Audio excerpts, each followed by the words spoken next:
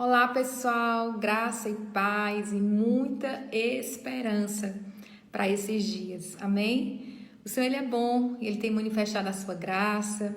Em tempos de crise, em tempos de guerras, é onde nós podemos perceber e ver o quanto Deus, Ele é poderoso, o quanto Deus é maravilhoso, o quanto os milagres ficam mais visíveis, né? E eu estava hoje aqui nessa manhã meditando nessa palavra. Inclusive, eu gosto muito desse livro. Eu vou fazer uma série de 3 ministrações sobre o livro de Esther, essa mulher fantástica, essa mulher que até hoje ela tem sido exemplo para nós em tantas coisas. E aí eu meditando hoje aqui, eu quero compartilhar com vocês o versículo 14, né, do capítulo 4 de Esther. Se vocês puderem ler esse livro, ele é assim muito atual para os dias de hoje, mas eu quero compartilhar com vocês o versículo 14, o 15 e o 16, que diz assim, olha: porque se de todo te calares agora, de outra parte se levantará para os judeus socorro e livramento, mas tu e a casa de teu pai perecereis. E quem sabe, se por conjuntura como esta, é que fostes elevada a rainha. Então disse Esther que respondessem a Mardocai: vai, ajunta, ou veja essa palavra, ajunta, a todos os judeus que se acharem em Suzã, e jejuai por mim, e não mais comais, nem bebais por 3 dias, nem de noite, nem de dia. Eu e as minhas servas também jejuaremos. Depois irei ter com o rei, ainda que é contra a lei, se perecer, pereci. Então se foi Mordecai e tudo fez segundo Esther lhe havia ordenado. Então você vê que aqui é um texto bastante conhecido, mas tem algumas chaves fundamentais para a gente estudar e trazer para esse tempo. Então, Esther, a rainha, né? Mas ela não nasceu em berço de ouro, ao contrário, ela era órfã, todos sabem disso, uma moça comum, mas que Deus tinha um propósito na vida dela. Deus tinha algo muito forte a colocar na mão dela, e esse tempo chegou. O tempo em que os judeus estavam sendo perseguidos. Existia um decreto do rei onde todos os judeus iam ser mortos. E naquele momento, Esther, eu não vou dizer que ela tenha se acovardado, mas ela não conseguiu entender o propósito dela naquele tempo, né? Então, trazendo para os dias de hoje, queridos, muitas vezes nós não entendemos algumas situações. E por conta de nós não entendermos, muitas vezes nós acabamos perecendo ou simplesmente vendo as coisas passarem, o time passar, e a gente não entende o que é que está acontecendo, né? Porém, Mardoqueu, que foi o mentor, que era o tio dela, chamou e disse: olha, Esther, será que porventura não foi para isso que Deus te chamou, te colocou aí dentro desse palácio? Será que não foi exatamente para tu interceder agora pelo teu povo? Porque não se engane, querida. Não se engane. Se o povo judeu perecer, você também vai perecer. Sabe, amados, aí eu estava exatamente meditando. Eu oro sim pelo presidente da República, eu oro pelo governo estadual, eu oro pelo governo municipal. Enfim, uma das minhas missões, né, uma das minhas causas é orar pelo governo. E é por isso que nesses dias de caos, de crise, eu vou estar falando mais sobre isso. Mas eu também oro pelos ribeirinhos, eu oro pelos indígenas, enfim, eu oro pelos dependentes químicos. Então são as causas que eu carrego como intercessora. Mas nesses dias eu estou orando pelo governo, amém? E por que eu estou falando isso? Porque a gente tem recebido algumas mensagens, né? E as pessoas acham que a gente tá falando disso só sobre esse tempo. Não, quem me conhece de perto sabe que essa é uma das causas que eu carrego no meu ministério. Então é por isso que eu estou aqui, porque esses dias nós temos que realmente estar na frente à frente das batalhas mesmo, colocando e mostrando a cara e dizendo quem é quem, amém?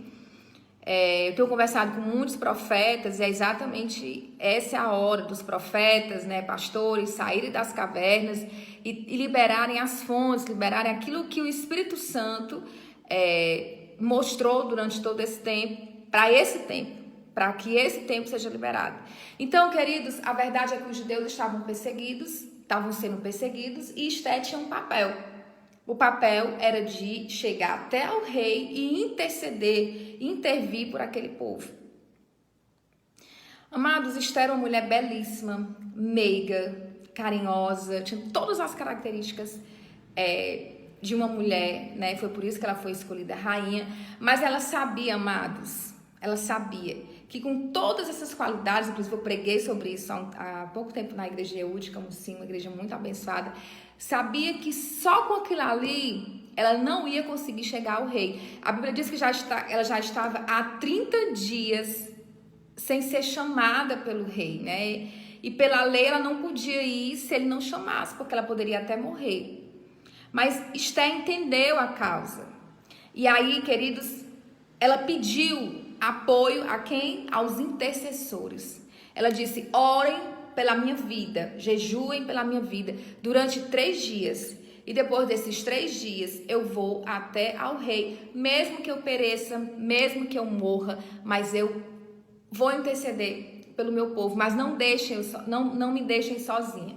Sabe, amados, as notícias do Brasil de forma econômica, enfim, foram as melhores dos últimos tempos. A gente viu quanto a nossa nação cresceu, as alianças que o Jair Bolsonaro fez, o nosso PIB cresceu no ano de 2019, enfim, tantas e tantas coisas boas acontecendo.